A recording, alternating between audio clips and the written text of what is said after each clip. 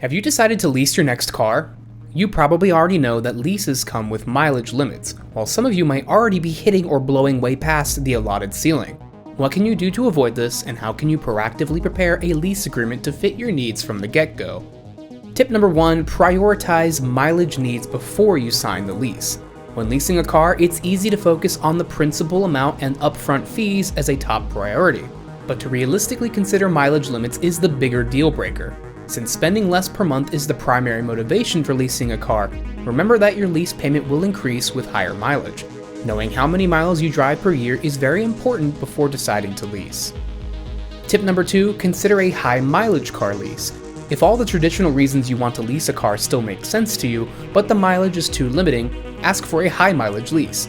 Although the point of leasing versus buying a car is getting a lower payment, when 10,000 to 13,000 miles per year is not enough, you'll pay more per month to add miles. Therefore, you should proceed with caution and analyze your decision carefully before signing a high mileage lease.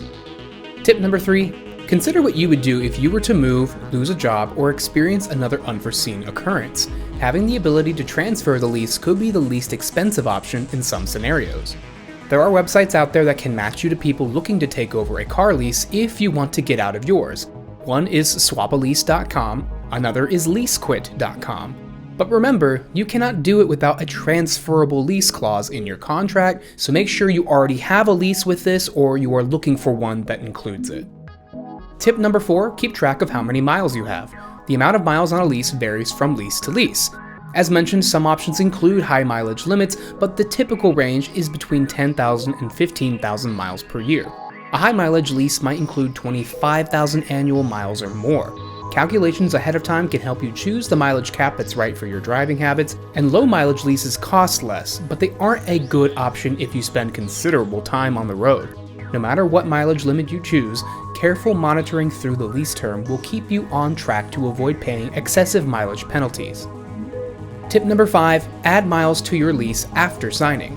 Most companies will allow you to add miles to your lease at the beginning of the lease. It isn't as easy after the agreement is put in place. However, you should contact the leasing company to renegotiate the mileage allowance when you determine that it's likely you'll exceed that limit.